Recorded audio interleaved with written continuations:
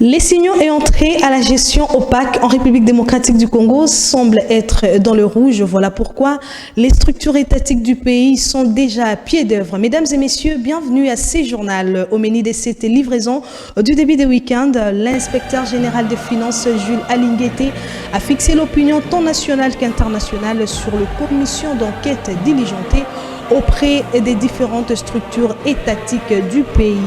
Le conducteur des taxis et taxibus œuvrant dans la ville-province de Kinshasa déplore la tracasserie qui s'observe sur terrain à laquelle les agents du ministère provincial du transport seraient à la base. Je suis heureuse de vous retrouver à travers cette édition. Mesdames et messieurs, encore une fois de plus, bienvenue à tous. En détail, le vice-premier ministre et ministre de l'Intérieur, Sécurité et Affaires coutumières, Gilbert Kankonde Malamba, avait été victime d'un attentat. Cette attaque a été déjouée le jeudi 13 août dernier dans la ville cuprifère de Lubumbashi, à l'hôtel Grand Caravia, où 3 hommes armés en tenue civile ont été arrêtés. Le jeudi 13 août dernier, le vice-premier ministre et ministre de l'Intérieur, Gilbert Kankonde, avait été victime d'un attentat déjoué au Grand Kavira, dans la ville de Lubumbashi, où 3 hommes armés et en tenue civile ont été arrêtés dans cette ville. Il convient de noter que le vice-premier ministre et ministre de l'Intérieur est arrivé le jeudi dernier, 13 août, avec le ministre de la Défense nationale, Aimé Ngoï Moukena, au chef-lieu de la province du Haut-Katanga, en raison de la clôture de la 10e session de la Commission mixte permanente Défense et sécurité de la République démocratique du Congo et de la Zambie, ouverte le mardi 11 août dernier. Concluant que Gilbert Kankonde s'est présenté dans la ville capitale du cuivre alors qu'une forte tension existe entre les militants du Front commun pour le Congo, FCC en sigle, et ceux de l'Union pour la démocratie, UDPS en sigle, au sujet de la formation politique d'où est issu le ministre. Le Premier ministre Sylvestre Ilunkamba s'est entretenu le jeudi 13 août dernier dans son cabinet de travail avec le membre du comité de la riposte contre la COVID-19 et les ministères sectoriels de son gouvernement. Cette séance de travail a été axée sur la reprise de certaines activités économiques et sociales dont le mesure des restrictions seront, allais-je dire, levées à partir du 15 août, soit dans quelques heures qui suivez ces reportages de Richard Nawej. Le Premier ministre Sylvestre Ilunkamba a réuni le membre du comité multisectoriel de la riposte contre la pandémie de la COVID-19 et le ministre sectoriel de son gouvernement. À cette occasion, il s'y est de préciser qu'au cours de cette réunion, ils se sont penchés sur les modalités pratiques et entrées aux différentes activités socio-économiques qui ont connu la trêve depuis le début de la pandémie.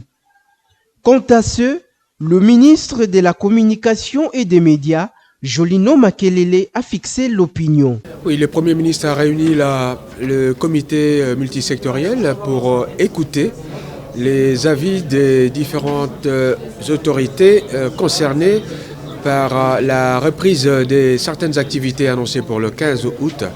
Et à la suite de cette réunion, il est apparu que les décisions ont été préparées effectivement par les responsables concernés, mais la primeur de ces décisions, en tout cas, sera réservée au Conseil des ministres demain et une communication sera faite à ce sujet pour que la population soit rassurée sur les décisions qui ont été prises et comment elles seront exécutées.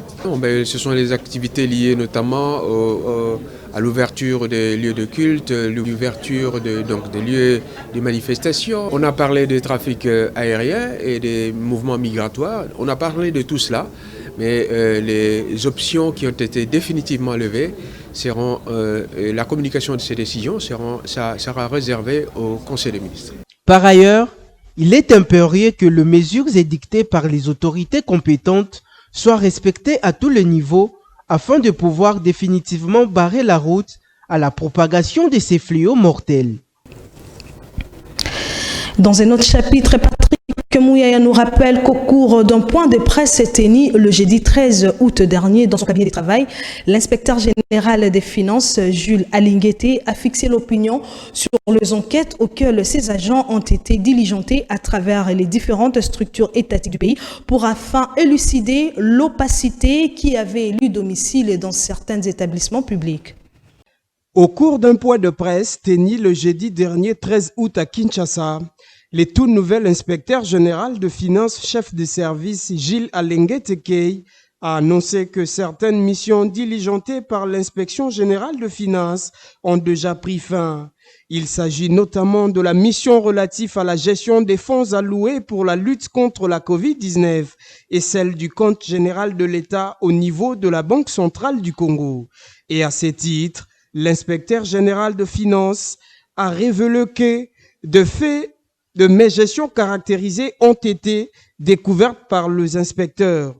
Signalons par ailleurs que le chef des services, Gilles Alinguete, a dit qu'une série de missions qui ont été diligentées par l'inspection générale de finances, parmi ces missions, il y en a qui ont déjà pris fin. Nous avions déjà la conclusion notamment de la mission sur la gestion des fonds de Covid-19. Michel Mangala, communicateur de la MOUCA, et donne son point de vue.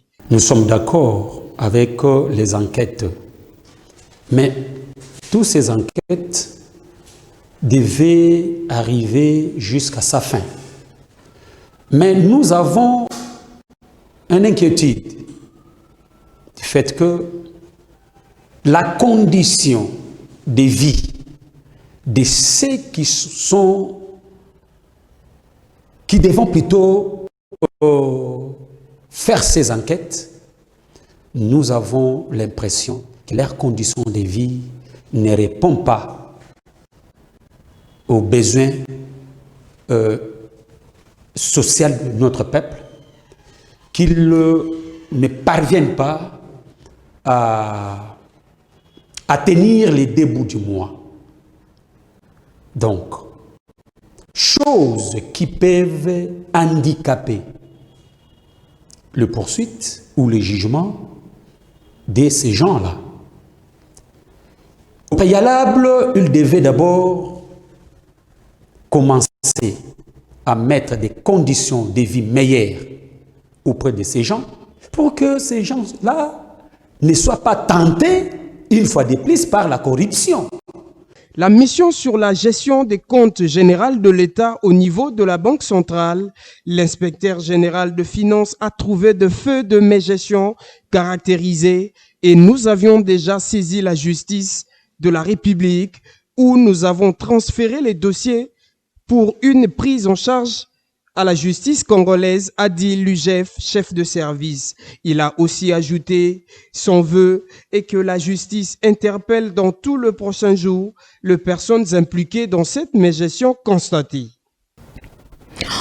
En politique, sachez-le que le cardinal Fridolin Ambongo Bessungo a reçu en audience ce vendredi 14 août le groupe de 12 personnalités parlementaires qui militent pour le consensus sur les réformes électorales et ces derniers continuent leur parcours de consultation auprès des différents acteurs politiques du pays.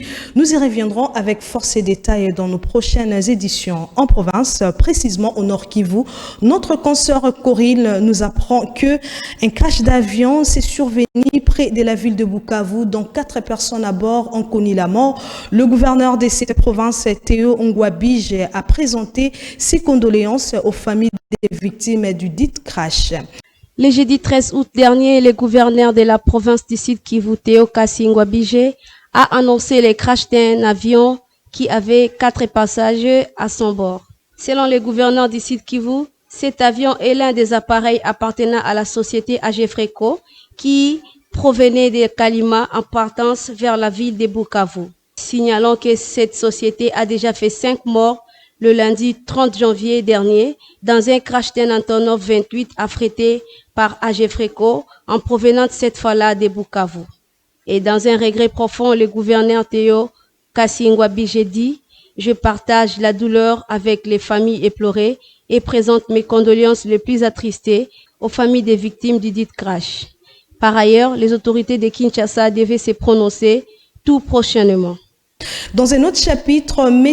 Laurent Mayumba, cadre de l'ANADEC, a présenté les grandes lignes de la lumière sur le fameux concept de l'état des droits auquel le Congolais le qualifie comme du nouveau suite aux multiples procès et arrestations des différentes personnalités politiques du pays. Richard Nawej nous en dit plus. À ces jours, plusieurs Congolais ne cessent encore de s'interroger sur le bon fonctionnement de toutes les institutions de la République, mais aussi plus particulièrement celui de l'appareil judiciaire du pays.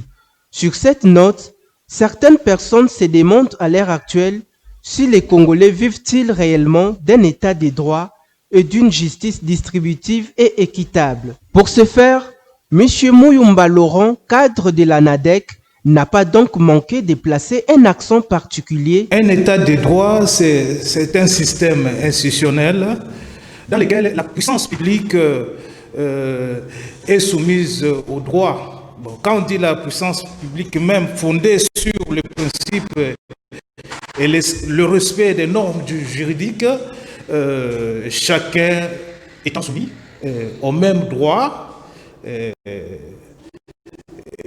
quels que soient les individus, ou bien la puissance publique. Bon, dans cette période où nous traversons de l'état de droit, la justice, je vous promets que la justice sera vraiment équitable pour tout le peuple congolais. L'état de droit, tout le monde est soumis, quelle que soit l'autorité étatique, quel que soit le président de la République, les ministres, les députés, même le magistrat qui juge, sont soumis à l'état de droit, sont soumis à respecter les normes juridiques et les lois du pays. La population congolaise a assisté à une véritable instauration d'un état de droit, car plusieurs procès aujourd'hui sont à la base de la justice congolaise afin que chaque Congolais retrouve son droit. En société, le général Silvano Kasongo a échangé avec le responsable des églises œuvrant dans la ville-province de Kinshasa sur la problématique de respect des gestes barrières. Ces églises seront ouvertes ce samedi 15 août. Deborah Kangoma pour le commentaire. En marge de la réouverture des lieux de culte prévus ce samedi 15 août, le général Silvano Kasongo a échangé avec le responsable des églises de Kinshasa sur le respect de gestes barrières pendant la reprise de leurs activités de masse qui vont reprendre dans quelques heures. Nous avons échangé avec eux dans le calme et la sérénité. Nous nous sommes convenus sur le respect de ces gestes barrières, port obligatoire et correct de masques, la distanciation physique, lavage de mains, prise des températures. Ce dimanche, la police sera déployée dans les églises pour observer le respect de toutes ces mesures. Les églises qui ne vont pas s'y conformer seront convoquées et entendues par la police, explique le général Silvano Kasongo. En effet, il a aussi expliqué que les églises qui n'ont pas suffisamment d'espace à l'intérieur peuvent faire une demande au bourgmestre de se réunir à l'extérieur. Il a encore ajouté qu'ils ont aussi abordé la question de la nuisance sonore. Par ailleurs, le 21 juillet dernier, dans son annonce de la levée de l'état d'urgence, le chef de l'État Félix Tshisekedi avait prévu que la levée de l'état d'urgence ne signifie pas la fin de la pandémie. Il avait invité les Congolais à continuer et à respecter le geste barrière. Victime des rumeurs de réseaux sociaux sur un prétendu achat illicite de véhicules, le député national Godard Motemona dément fortement cette nouvelle qu'il qualifie d'ailleurs comme étant l'œuvre des esprits malveillants qui veulent saper sa réputation. Suivez ces commentaires de Deborah Kabinyanga. Depuis quelques jours, les rumeurs circulaient sur les réseaux sociaux impliquant le député national Godard Motemona dans une affaire d'achat illicite de véhicules dont M. Christian Lemia, dit Scobar Aziza, interpellé par le parquet de Kinshasa-Gombe. Suite à cela, l'élu national a fait une déclaration comme suite. À ce jour, en tant qu'élu national de la circonscription de Moamba à Kinshasa, président du caucus des élus nationaux de Kinshasa et ambassadeur de la paix, ayant plus d'une décennie sur la scène politique, la probité, l'honnêteté et l'intégrité ont toujours caractérisé ma modeste personne. Et donc, une telle démarche obscure, tendant à jeter gratuitement l'opprobre sur ma personne, serait une peine perdue pour ces auteurs tant intellectuels que matériels. Par ailleurs, cet élu national de la circonscription du Moamba, Godard Motemona, dit se réserver le droit de poursuivre en justice tout ce qui s'impliquerait de près ou de loin à ce qu'il qualifie de basse et de sale besogne. Comme je l'ai annoncé au sommaire, le conducteur des taxis et taxibus de la ville-province de Kinshasa ont réagi face aux multiples tracasseries routières auxquelles ces derniers sont confrontés, raison pour laquelle le déplacement de Congolais devient un casse-tête. Mathilde Bolandeko pour le constat. La tracasserie s'observe fortement sur terrain où les chauffeurs n'arrivent pas à travailler en bonne et due forme aux multiples problèmes des agents de l'État croisés au contrôle des documents que les autorités compétentes leur avaient demandé. Les conducteurs exercent le tronçon Kitambo Magasin, Gare Centrale, Victoire Lemba sont allés voir le ministre de Transport provincial Mbokoso. Quelques conducteurs de taxibus ont réagi. Comme nous sommes là, le ministre nous avait dit qu'il a sorti déjà un document et nous lui avons supplié à cause de maladies à coronavirus dont nous étions à la maison. Et après, nous sommes allés voir le ministre Mbokoso et nous lui avons supplié. Il nous a dit, le ministre Mbokoso, il nous a dit de faire un effort jusqu'au 10e mois. Les gens du transport seront déjà à la rue. Mais ce que nous voyons ces derniers temps au niveau du boulevard par le bureau et les policiers nous tracassent et nous nous demandons qui les a donné cette autorisation.